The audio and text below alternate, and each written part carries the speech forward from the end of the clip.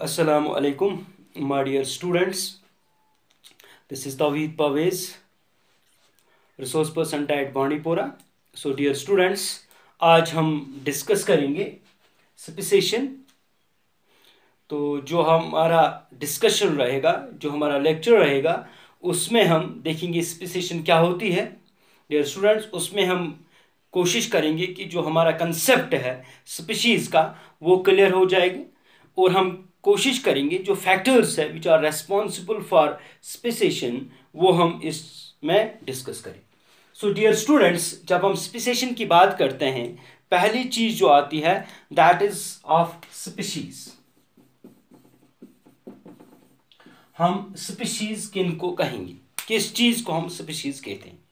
सो dear students, इसके लिए मैं आपको सिंपल सी एग्जांपल देता हूँ. फॉर एग्जांपल, जब भी आप अपनी सराउंडिंग में देखते हो तो आप देखते हो different varieties of plants, different varieties of animals. Rats अलग होते हैं, कैट्स अलग होते हैं, डॉग्स अलग होते हैं, ह्यूमन बींग्स अलग होते हैं. तो हम क्या देखते हैं कि ये जो ऑर्गेनिज्म्स होते हैं ये ग्रुप्स बनाते हैं. लेकिन ग्रुप्स में जो भी हम ऑर्गेनिज्म्स देखते हैं उनमें एक चीज़ हम देखते हैं कि they have similar characters. You can say they have similar characteristics. दूसरी चीज, they can interbreed with each other. वो एक दूसरे के साथ ब्रीडिंग कर पाते हैं, breed with each other to produce fertile offspring. तो डियर स्टूडेंट्स, स्पीशीज का कंसेप्ट जब हम क्लियर करते हैं तो हम पहली चीज जो देखते हैं दैट इज जो हमारे पास ग्रुप ऑफ ऑर्गेनिज्म्स है. कहीं पे हम पॉपुलेशन देखते हैं ऑर्गेनिज्म्स की, तो वहां पे हम जो ग्रुप्स आइडेंटिफाई करते हैं उन ग्रुप्स में हम देखते हैं दे हैव सिमिलर कैरेक्टरिस्टिक्स. दूसरी चीज, they can breed with each other, they are able to interbreed with each other to produce an fertile offspring. ऐसे ग्रुप को, जो हमें ये ग्रुप मिलेगा जिनमें सिमिलर कैरेक्टरिस्टिक्स होंगे, जो ब्रीड कर पाते होंगे एक दूसरे के साथ, इंटरब्रीडिंग होती होगी, तो ऐसे ग्रुप को हम कहते हैं स्पीशीज. तो सो डियर स्टूडेंट्स, हम डिफाइन कर सकते हैं species is a group of related organisms. Related organisms which have similar characteristics and which can interbreed with each other to produce a fertile offspring. तो डियर स्टूडेंट्स, जब हम classification में जाते हैं या हम कहेंगे टैक्सोनॉमी में जाते हैं, तो टैक्सोनॉमी में हम जब डिफाइन करते हैं स्पीशीज को तो हम जनरली बोलते हैं it is a basic unit of classification. ये यूनिट ऑफ क्लासिफिकेशन है स्पीशीज. हम कह सकते हैं it's an taxonomic unit of organisms. Taxonomic rank भी हम कह सकते हैं, taxonomic rank of organisms. Unit of classification, taxonomic rank of organisms. और तीसरी चीज डियर स्टूडेंट्स हम कह सकते हैं it's a unit of biodiversity. Unit of biodiversity. अब हम अपने कंसेप्ट पे आते हैं. इन जनरल हम कहते हैं जो स्पीशीज होती है, species are the group of related organisms which have similar characteristics, which can interbreed with each other to produce a fertile offspring. There are some exceptions, dear students, regarding the horse, mare and mule. We will discuss them later on. So dear students, यहाँ पे हमारा species का concept clear होता है, तो हम generally भी कह सकते हैं species जो होती है it's an fundamental category of biological organization. जो हमारी फंडामेंटल कैटेगरी है बायोलॉजिकल ऑर्गेनाइजेशन की, जो बात करते हैं उसमें जो फंडामेंटल यूनिट है दैट इज ऑफ स्पीशीज. तो डियर स्टूडेंट्स, अब यहां पे क्वेश्चन जो अराइज होता है वो होता है ये स्पीशीज जो है ये कहां से आई. अगर हम स्पीशीज की बात करते हैं तो ये कहां से आए, कैसे आए. क्योंकि पहली चीज जो हमारे दिमाग में अराइज होती है वो यही चीज होती है डियर स्टूडेंट्स, जब हम इवोल्यूशन की बात करते हैं, जब हम इवोल्यूशन को समझते हैं कि जो भी यहाँ पे हमारे पास ऑर्गेनिज्म्स है, लिविंग ऑर्गेनिज्म्स हैं, हम ये सोचते हैं कि ये कहाँ से आए, कैसे इवॉल्व हुए और कहाँ से इवॉल्व हुए. तो यहाँ पे जब हम बेसिक फंडामेंटल यूनिट की बात करेंगे दैट्स ऑफ स्पीशीज, तो ये स्पीशीज कैसे बनी, कैसे फॉर्म हुई, तो वही चीज हम यहां पे डिस्कस करते हैं थ्रू स्पीसिएशन। तो स्पीसिएशन में जब हम स्पीसिएशन को डिफाइन करते हैं तो हम जनरली बोलते हैं, dear students, speciation is the process in which new and different species is formed from existing species. New and different species is formed from existing species. हमारे पास जो ऑलरेडी स्पीसीज अवेलेबल है, जब उनसे नई स्पीसीज बनती है, उस प्रोसेस को हम कहते हैं स्पीसिएशन। यानी कि जनरली आप कह सकते हो speciation is the process of formation of new species, या हम कह सकते हैं speciation is the process in which new and distinct species is formed in the course of evolution. In the course of evolution, ये एक ऐसी process है जिसमें एक नई स्पीसीज, डिस्टिंक्ट स्पीसीज बनती है in the course of evolution. यानी कि विद टाइम, जब ग्रेजुअल चेंज आ जाती है ऑर्गेनिज्म्स के अंदर ड्यू टू सम फैक्टर्स, तो वहां पे जब हमारा नया प्रोडक्ट जो मिलता है डियर स्टूडेंट्स हमें, तो उस नए प्रोडक्ट्स को हम स्पीशीज कहेंगे। अब स्पीशीज आप कैसे कह सकते हो कि ये डिफरेंट स्पीशीज है, ये डिफरेंट स्पीशीज है? तो ये तो सेम और इजी है डियर स्टूडेंट्स। हम सिंपली कह सकते हैं जो ऑर्गेनिज्म्स एक दूसरे को के साथ इंटरब्रीड ना कर पाए, ऑब्वियसली वो एक दूसरे से डिफरेंट है। That means they are different species. एक का नाम हम एक रखेंगे और दूसरे का नाम हम दूसरा रखेंगे। Like that of dogs, they can interbreed with each other, we call them as dogs because we can say that it belongs to a dog species. Similarly, dear students, rats की species अलग है, similarly human beings की species अलग है।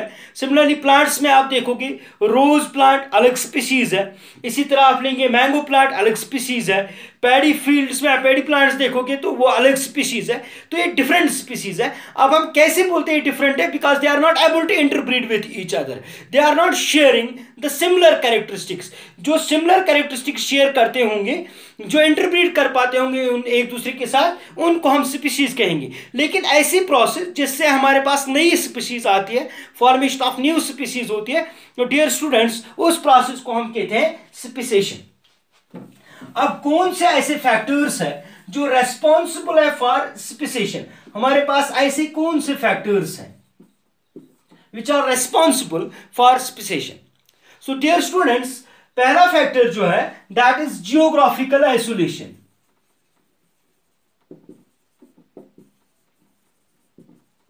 और जब हम दूसरे फैक्टर की बात करते हैं दैट इज जेनेटिक ड्रिफ्ट।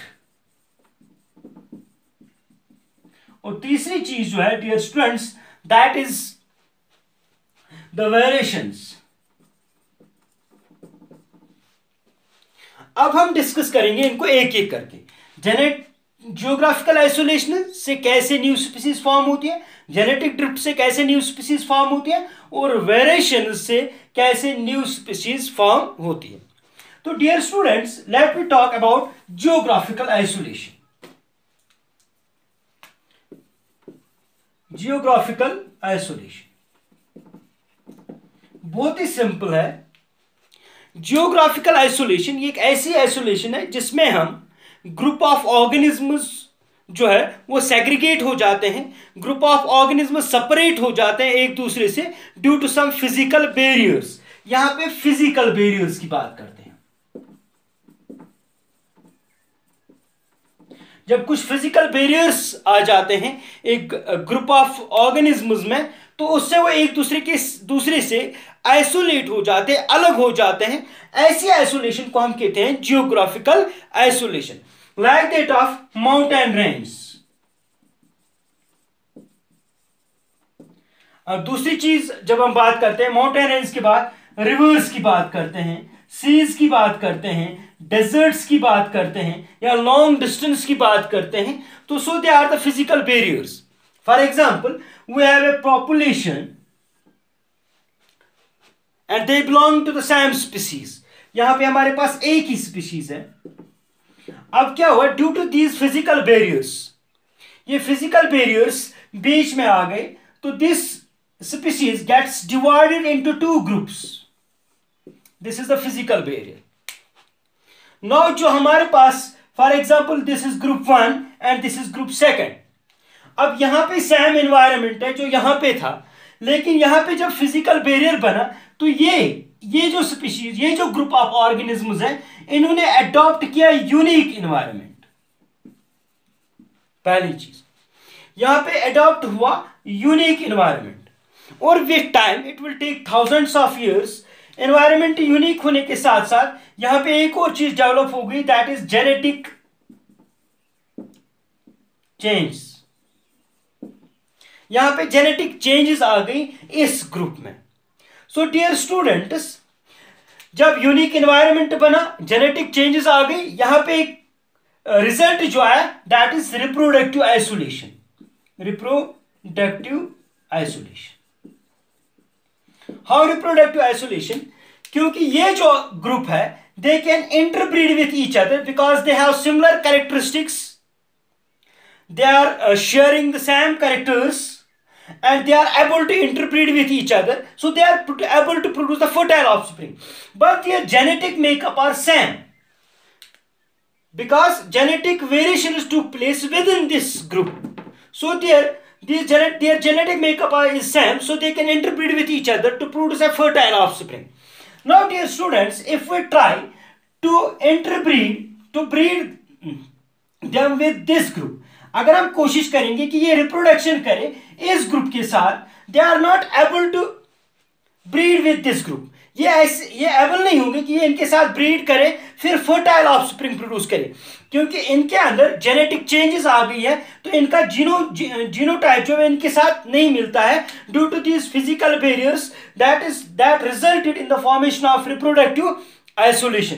तो यहां पे हमारे पास एक नई स्पीसीज बनी, and that process called as speciation, and that speciation is due to geographical isolation. और इस प्रोसेस, इस स्पीसेशन को हम कहते हैं एलोपैट्रिक स्पीसेशन। एलोपैट्रिक स्पीसेशन।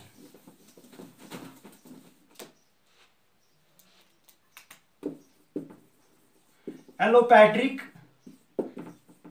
स्पीसेशन। इसके बाद हमारा एक ऑल्टरनेटिव होता है दैट इज द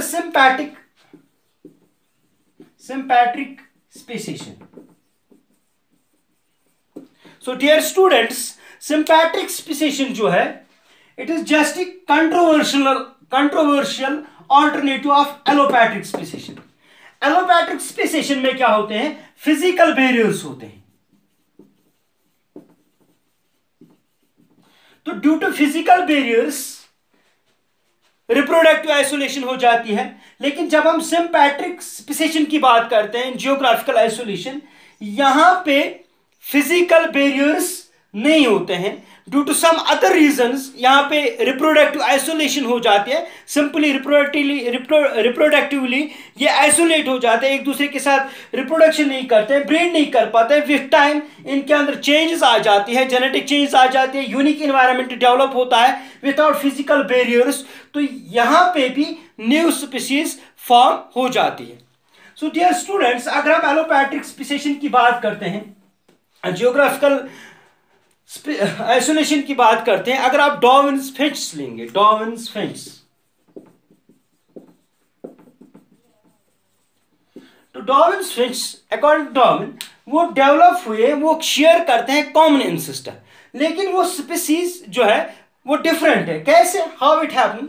एक्चुअली जिस आइलैंड पे वो रहते थे डियर स्टूडेंट्स, डार्विन्स फिंच, वहां पे कुछ वॉल्केनिक इरप्शंस हुई।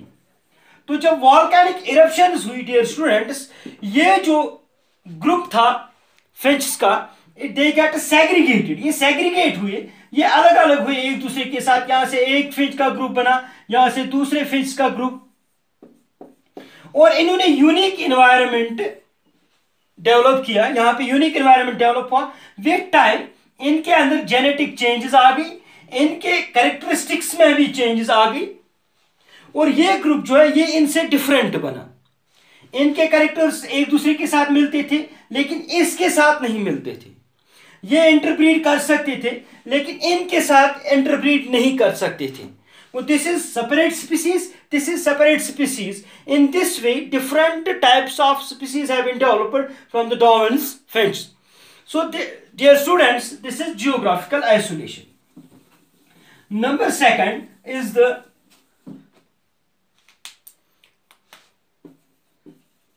genetic drift. So dear students, as you know, genetic drift क्या होता है? पहली चीज जो है, this is the most important mechanism of evolution. ये सबसे इंपॉर्टेंट मैकेनिज्म ऑफ एवोल्यूशन है।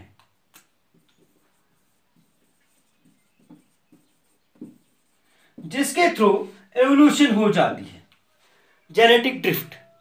तो जेनेटिक ड्रिफ्ट में क्या होता है? एक्चुअली जो एलील फ्रीक्वेंसी होती है या जीन फ्रीक्वेंसी जिसको हम कहते हैं, जो जीन फ्रीक्वेंसीज होती है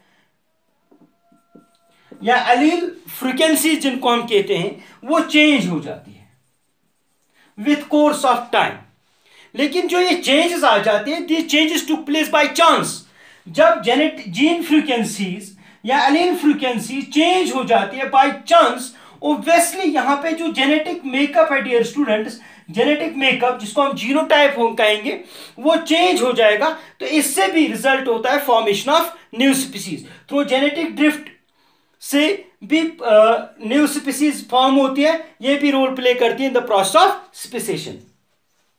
इसके बाद जो थर्ड वन है, that is variation due to natural selection. So dear students, इस चीज को हमने बार बार डिस्कस किया है, नेचुरल सिलेक्शन, क्योंकि नेचुरल सिलेक्शन में हम बोलते ही हैं कि ऐसे कैरेक्टर्स जो एक ऑर्गेनिज्म को हेल्प करते होंगे सर्वाइव करने के लिए, हेल्प करते होंगे स्ट्रगल करने के लिए, वही कैरेक्टर्स ट्रांसमिट होते हैं from one generation to another generation. So it means अगर हमारे पास एक स्पीसीज थी, उनके पास एक वन टाइप ऑफ कैरेक्टर्स थे, लेकिन due to some environmental changes उन्होंने डिफरेंट कैरेक्टर्स अडॉप्ट किए, डिफरेंट ट्रेट्स अडॉप्ट किए, तो यहाँ पे वही ट्रेट्स ट्रांसमिट हुए पर अनदर स्पीसीज में in the next generation, in the offspring, तो वहाँ पे फॉर्मेशन ऑफ न्यू स्पीसीज होगी।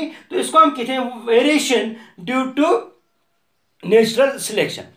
सो डियर स्टूडेंट्स, इन तीनों फैक्टर्स में जो सबसे मोस्ट इंपॉर्टेंट फैक्टर है जिससे स्पीसीज फॉर्मेशन हो जाती है, जिससे स्पीसिएशन हो जाती है, that is geographical isolation. Geographical isolation. So dear students, जब हम जियोग्राफिकल आइसोलेशन की बात करते हैं, जियोग्राफिकल आइसोलेशन में हमने देखे फिजिकल बैरियर्स आते हैं, यहाँ रिप्रोडक्टिव आइसोलेशन हो जाती है, तो वहां पे न्यू स्पीसीज फॉर्म होती है। लेकिन कुछ प्लांट्स जिनमें सेल्फ पॉलिनेशन होती है, सेल्फ पॉलिनेशन होती है, वहां पे जियोग्राफिकल आइसोलेशन एक्सेप्ट नहीं होती है, वहां पे जियोग्राफिकल आइसोलेशन एप्लीकेबल नहीं होती है। और दूसरी चीज, ऐसे प्लांट्स जो एसेक्सुअली रिप्रोड्यूस होते हैं,